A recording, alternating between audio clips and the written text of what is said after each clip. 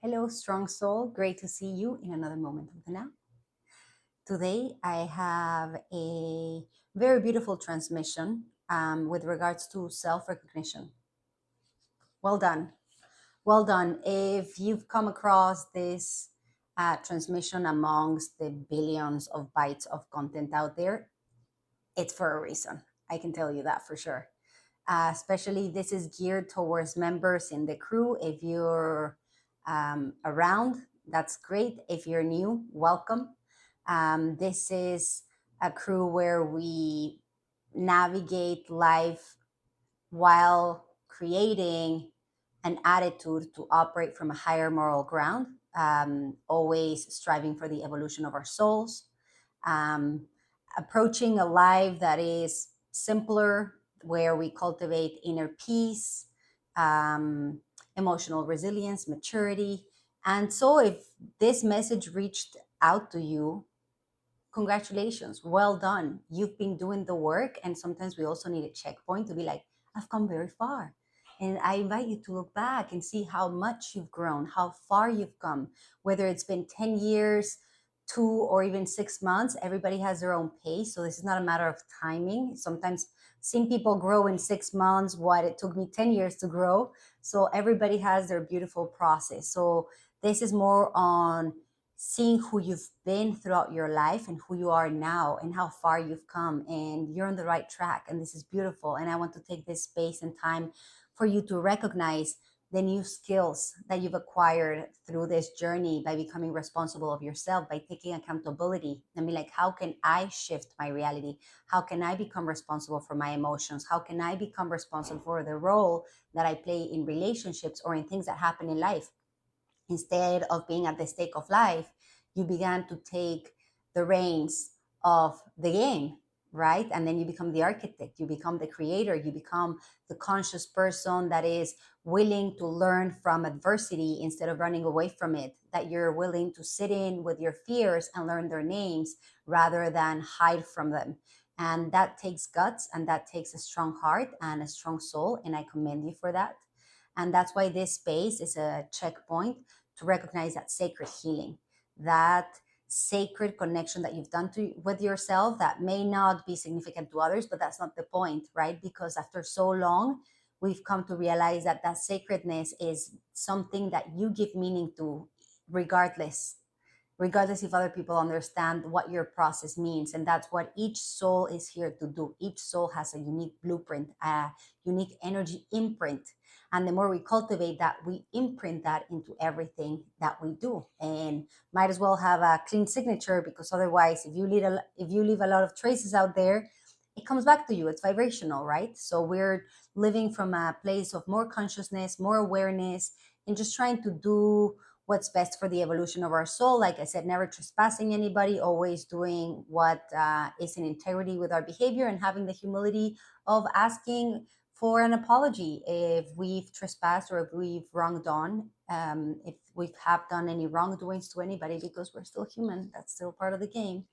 Um, so yeah, this is a nice time to retreat and recalibrate into a higher moral ground, because sometimes we evolve and we don't even notice that we've shifted the ground under which we play.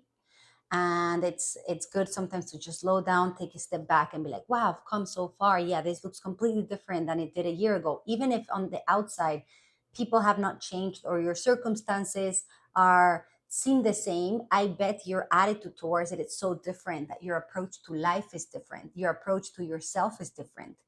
And from here, in order to hold that vibration, to hold your work, it's also important to hold others accountable for the standards that you hold yourself accountable.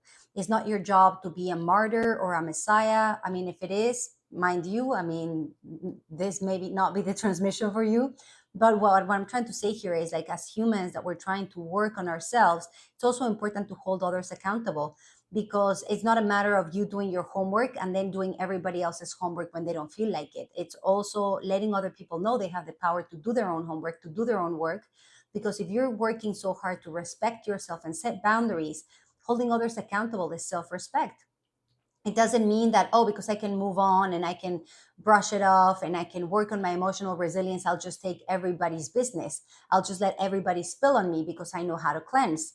No, that's not the point. The point is not you learning how to do something so that you can now, everybody can piggyback on you, right? Like the idea is that you hold yourself accountable and you give others inspiration to be like, hey, if I did this, I believe you have the power to do this. And there's a concept here that I want to share, between compassion and empathy. Empathy is feeling what others feel, right? It's like putting yourself in somebody else's shoes. And that makes us very human because that makes us very self aware before hurting somebody, because we think we develop that self awareness, that morale of like, well, I wouldn't want this done on myself. Why would I do it on others? So when we step on other people's shoes, we become empathetic. Yet mind that as a human, how would you say, tendency or like, capacity versus compassion. Compassion takes consciousness. Compassion is, I see where you're at.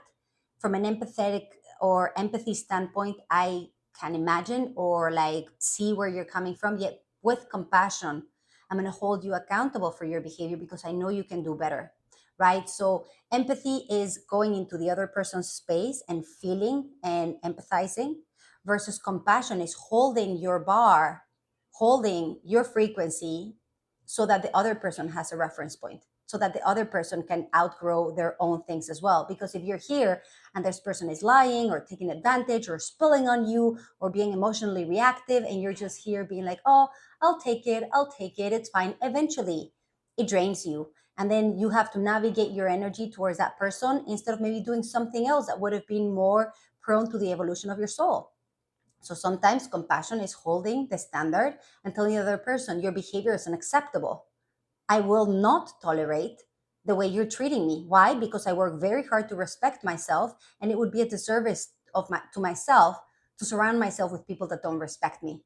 Right? So there is this firmness, and this is the next level to recognizing yourself. Like recognize that you're not who you used to be, and that it's okay to set new standards and boundaries based on the standards that you hold yourself accountable for. You're not here to clean up other people's mess. Other people's bills are not your bills. You're not responsible for other people above yourself, right? Like you're not responsible for other people at the stake of your own evolution. That's anti life. First your own oxygen mask, and then you can help others. And even so, if you give up your oxygen for others in the sake of, oh, I'm helping somebody else, mind your controlling habits, because the ego can get to you, make you feel that you're responsible for other people, or that you're entitled to take care of other people, which again, everybody's here to make their own homework. So if you keep taking everybody's tests, not only they're not going to get more skilled, you're not going to get extra points either. Nobody's going to see you and be like, oh, you were a martyr. Oh, yeah. Yeah, you sacrificed for everybody else and you postponed yourself. Yeah, you lost track of yourself. You kind of lost track of the point of this evaluation, which is personal development. So again, the more you recognize yourself, the more you recognize your effort, the more you can hold others accountable. If you've worked very hard to make the prosperity and the patrimony that you have, of course you can be generous. Of course you can do donations, but that doesn't mean you have to pay everybody's debt, especially of those of people that are mentally limiting themselves to doing the work themselves. So mind helping others versus sponsoring their shadows and sponsoring their poor and unhealthy behavior just because you can take it. The fact that you can clean doesn't mean that you have to be cleaning up after everybody else because they're not willing to do so themselves. And if you learn to do it yourself, what you can do from a higher moral ground is hold other people accountable, telling them, I love you so much. I know that you're capable of doing better for yourself, just like I did. And self respect starts with you.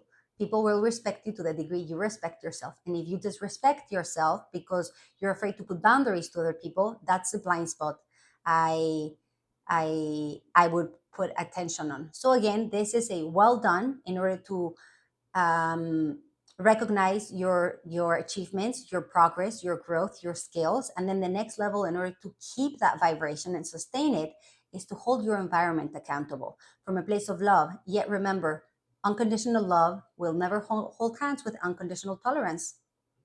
If so, I hold standards because I love you. I'm compassionate because I love you, right? Because if somebody's vibrating here with unhealthy mental behaviors and I'm here and I just lower myself to make them feel better, then there's two of us down there. The point is for you to stay here and throw a rope, right? Throw a standard, throw that accountability. Like in the last example in this is like if you're in a boat and somebody fell, you throw a rope. Depending on the circumstances, of course, you may jump over and grab them, but there's just so many times you can do that. And at some point, you're going to throw the rope. They don't want to grab it. That's also up to them. That's also their own process. So also mind over controlling tendencies to fixate on the idea that you can change others. You can provide references to people, but you don't change people. People change themselves, and people will be people. So mind them, leave them do their own tests, continue focusing on your progress, which is amazing and it's inspiring a lot of people around you. And the more you do that, the more other people will be like, I have what they're having, and thank you for holding me accountable, because otherwise I would have kept, taking away from other people instead of cultivating my own energy. So mind compassion versus empathy. Empathy is a human capacity. Compassion is a virtue that you cultivate by taking care of yourself and therefore taking care of others, being like, I'm not going to sponsor your unhealthy behaviors by just pacifying your discomfort or your anxiety. I'm going to hold the line. And if I can do it, I believe and I trust that you can do it as well. So that's the main idea in this transmission.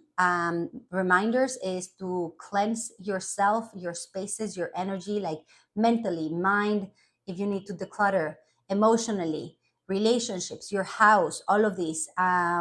Trust that you have a divine inner guidance that lets you know whether it's your gut feeling, whether it's your intuition, however you experience this inner guidance when you know where something's off and something's on. Mind you, it's a muscle, so you get to practice and it gets stronger, but mind your inner guidance. When something feels off, listen to that. Where is it coming from? When something feels good, even if it puts other people at discomfort, mind you evolving your soul. Never hold yourself back at the stake of somebody else, because that's a disservice to your soul. And the last one is mind the resistance, because when there's growth, there's resistance. And there's like, oh, I've done so much work. Why would I hold somebody else accountable? You don't have to. All I'm saying is if they're taking a toll on your inner peace, if they're taking away your sleep and you've done the work, you have what it takes to take a stand. And you can do it from a very kind place. You can still be very polite, yet very firm, out of self-respect for all the work that you've done. You deserve it. Well done. It's always a pleasure to see you around. I will see you in another moment of the now. And that's it for today.